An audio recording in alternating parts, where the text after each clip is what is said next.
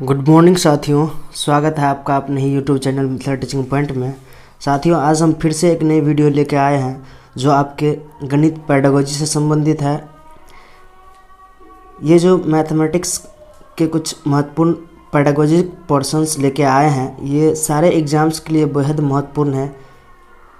चाहे आप सीटेट का एग्ज़ाम देते हो और या रीट हो, यूपी टेट है, एसटेट है, केवीएस है, DSSS भी है, सभी के लिए बहुत ही महत्वपूर्ण टॉपिक है। इससे पहले हम 3 वीडियोस डाल चुके हैं। जो भी मित्र नहीं देखे हैं वो प्लेलिस्ट खोल के और 2022 वाला मैथ का सीरीज़ देख लीजिए। इनसे प्रश्न आएगा ही आएगा। गणित के जितने भी टॉपिक्स बन सकते हैं पेडागोजी के, वो सारे के सारे इम्पोर्टेंट टॉपिक करवाएंगे पूरी डिटेल के साथ। इसलिए मेरे साथ बने रहिए। जो चैनल पे नए हैं, चैनल को सब्सक्राइब करके बेल आइकन ज़रूर दबा लीजिएगा। अच्छा लगे तो शेयर ज़रूर कर दीजिएगा, जिससे और भी लोग लाभान्वित हो सके। तो चलिए देर न करते हुए प्रारंभ करते हैं। आज का जो मेरा टॉपिक है वह है व्यवहार के पक्ष। व्यवहार के कौन कौन से पक्ष है, कितने पक्ष है, इन सभी पे चर्चा करते हैं। क्या है व्यवहार के पक्ष? व्यवहार के 3 पक्ष हैं। कौन कौन से है?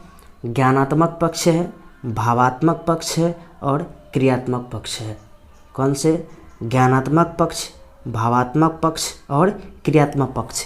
ये 3 प्रकार के पक्ष हैं जिनको ज्ञानात्मक पक्ष के जो जनक कहलाते हैं वह ब्लूम कहलाते हैं। कौन? BS ब्लूम 1956 में दिए थे। ज्ञानात्मक पक्ष के बारे में बताए थे कौन? BS Bloom. और भावात्मक पक्ष के बारे में करथवाल और मसीहा, करथवाल या मसीहा बताए थे। कितने पे? 1964 में बताए थे। और क्रियात्मक पक्ष के बारे में सिम्पसन बताए थे 1969 में। तो चलिए एक एक करके चर्चा करते हैं। देखिए कितने अच्छे तरीक़ा से पॉइंट्स लिखा गया है। इनको आप अच्छा से एक नोट्स बनाते चलिए। जब सारा वीडियोस ख़त्म हो जाएगा तो एक अच्छा सा नोट्स आपका तैयार हो जाएगा और फिर उस पर हम प्रीवियस ईयर क्वेश्चंस करवा देंगे। आपका मैथ का झंझट ख़त्म ही हो जाएगा। ज्ञानात्मक पक्ष में देखिए ज्ञानात्मक शक्तियों से संबंध। ज्ञानात्मक पक्ष जो है वह किससे संबंधित है? ज्ञानात्मक शक्तियों से संबंधित है, मानसिक शक्तियों से संबंधित है, आपके विवेक से संबंधित है, आपसे के बुद्धि से संबंधित है, आपके ज्ञान से संबंधित है। कैसे?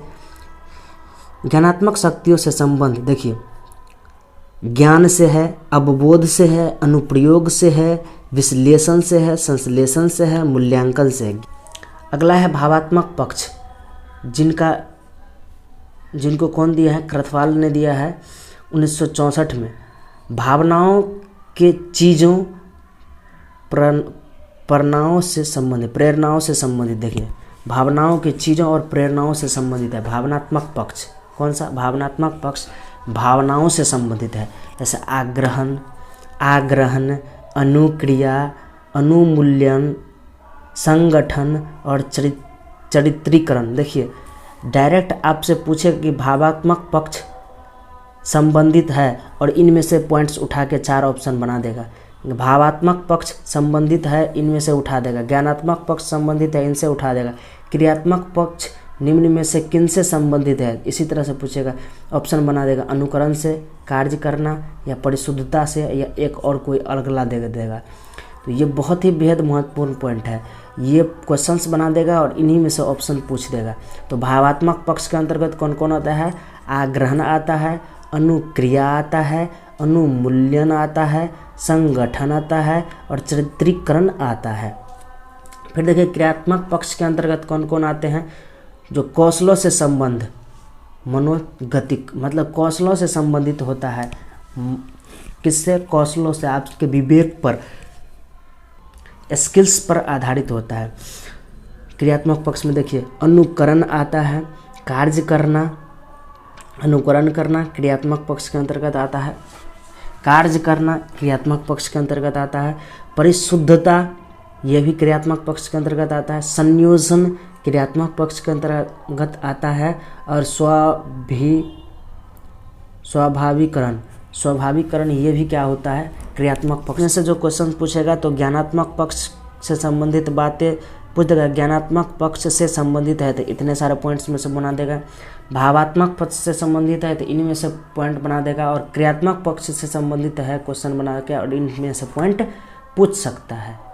तो चलिए नेक्स्ट टॉपिक शीट देखते हैं। अब देखिए, अभी जो पढ़े हैं कि ज्ञानात्मक पक्ष के अंतर्गत कौन कौन आता है, तो ज्ञान, अवबोध, अनुप्रयोग, विश्लेषण, संश्लेषण और मूल्यांकन। तो अब जानते हैं कि ज्ञान क्या है, अलग अलग जानेंगे। ज्ञान क्या है, अवबोध क्या है, अनुप्रयोग क्या है, विश्लेषण क्या है, संश्लेषण क्या है, मूल्यांकन क्या है, इन सभी टॉपिक पर अलग अलग से चर्चा करते हैं। तो देखिए, सबसे पहले जानते हैं ज्ञान क्या है। ज्ञान इस उद्देश्य के अंतर्गत तथ्यों या सूचनाओं को जानना, पहचानना, परिभाषित करना तथा आवश्यकता पड़ने पर उन तथ्यों का स्मरण करना,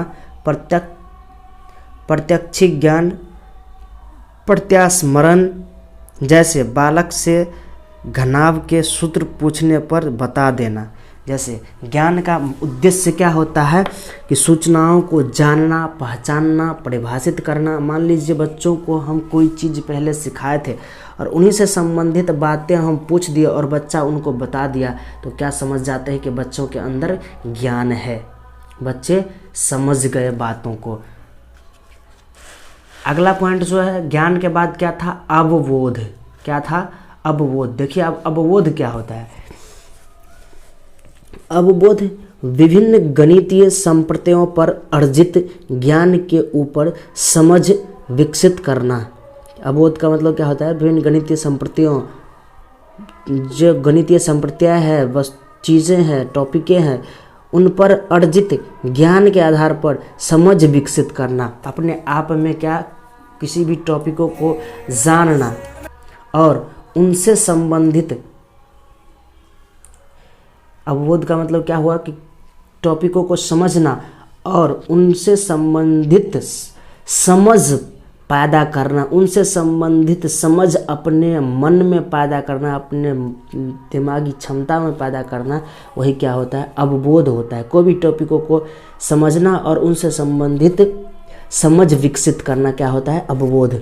जैसे में देखिए, व्याख्या करना, संबंध स्थापित करना, अंतर करना, अनुमान लगाना, साहित्य, सही उदाहरण देना, सही उदाहरण देना, ये सारे के सारे किस में आता है, अवबोध में। ऑप्शन में ये दे सकता है, व्याख्या करना, संबंध स्थापित करना। मान लीजिए कोई चीज़, टॉपिक बच्चों को समझा दीजिए कि मान लीजिए हाथी के बारे में बच्चों को समझा दिए और घोड़ा के बारे में बच्चों को समझा दिए, दोनों में डिफरेंस समझा दिए, बच्चों को समझा दिए कि हाथी के ये 4 पैर होते हैं, 2 दांत बाहर की ओर निकला होता है, 2 कान होता है, इनका वजन इतना होता है, और फिर घोड़ा के बारे में भी सारी चीज़ें बतला दिए। तब फिर बच्चा जब उनको समझने के उपरांत जो उनके बारे में व्याख्या करेगा और भी विस्तृत रूप से चर्चा करेगा और भी जानकारियाँ इकट्ठा करेगा और दोनों में अंतर डिफरेंट समझाएगा, तो वही तब समझ जाएंगे बच्चों के अंदर क्या हो गया, अवबोध का विकास हुआ, अवबोध बच्चे में है। अगला है अनुप्रयोग।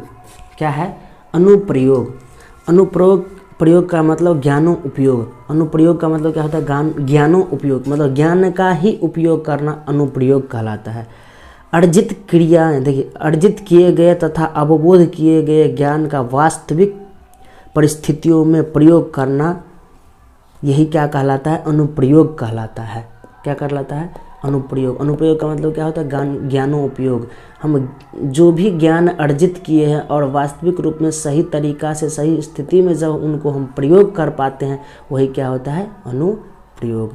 सूचक शब्द जैसे इसमें दिया रहेगा, इस तरह से पूछा जा सकता है। ये शब्द रूपांतरित करना, उसका मतलब होता है कि बदलना, अनुप्रयोग करना, प्रदर्शित करना, ये सारे पॉइंट ऑप्शन में डाला जा सकता है, इसलिए इनको सूचक शब्द में बना करके डाल दिए हैं। चलिए नेक्स्ट क्या है, विश्लेषण। विश्लेषण का मतलब समझाए थे पीछे, फिर भी समझ लीजिए। किसी संप्रदाय के विभिन्न खंडों को पृथक समझ विकसित करके उसके संगठनात्मक ढांचे को समझाना विश्लेषण कहलाता है। मतलब क्या कहा कि संप्रदाय के कोई भी चीज़ों को, कोई भी टॉपिकों के अलग अलग पृथक पृथक मतलब क्या होता है, अलग अलग छोटे छोटे टुकड़ों करके समझाना एक संगठनात्मक रूप में, एक क्रमिक रूप में, वही क्या है, विश्लेषण है। इसकी सूचक क्रिया है जैसे वर्गीकरण करना, मतलब बांट बांट के पढ़ाना, विभेदित करना, तोड़ तोड़ के बताना, विश्लेषित करना, मतलब क्या हुआ कि विश्लेषित करना, तोड़ तोड़ के विस्तारित रूप से बताना। तो ये सारे सूचक शब्द इसमें अगर प्रश्न पूछेगा तो इन्हीं शब्दों को डाल करके पूछेगा। फिर नेक्स्ट देखिए संश्लेषण। क्या है संश्लेषण? विश्लेषण करने के पश्चात सभी निष्कर्षों को संगठित करके नवीन निष्कर्ष का सृजन करना संश्लेषण होता है। क्या होता है? विश्लेषण करने के पश्चात जितने भी निष्कर्ष होता है उनको संगठित करके और एक नया रूप दे देना, एक छोटा सा रूप दे देना और उन टॉपिकों के बारे में बतला देना ही क्या कहलाता है? विश्लेषण कहलाता है। क्या कहलाता है? विश्लेषण। तो चलिए दोस्तों, आज के लिए रखते हैं इतना ही। फिर मिलते हैं नेक्स्ट वीडियो में नई कंटेंट के साथ। अगला जो मेरा टॉपिक होगा वो भावात्मक पक्ष से संबंधित बातें जानेंगे और क्रियात्मक पक्ष से संबंधित बातें जानेंगे। जो भी मित्र चैनल पर नए हैं, चैनल को लाइक कीजिए, सब्सक्राइब कीजिए और शेयर कर दीजिए। बेल आइकन दबाना नहीं भूलिएगा, क्योंकि ये सारे टीचिंग एग्ज़ाम्स के लिए बेहद महत्वपूर्ण टॉपिक है। आपको इस तरह से कोई भी हैंड नोट नहीं बतलाएगा। हैंड नोट, हाथ से लिखी हुई नोटों को इतने विस्तारित रूप से कोई भी नहीं बतलाएगा।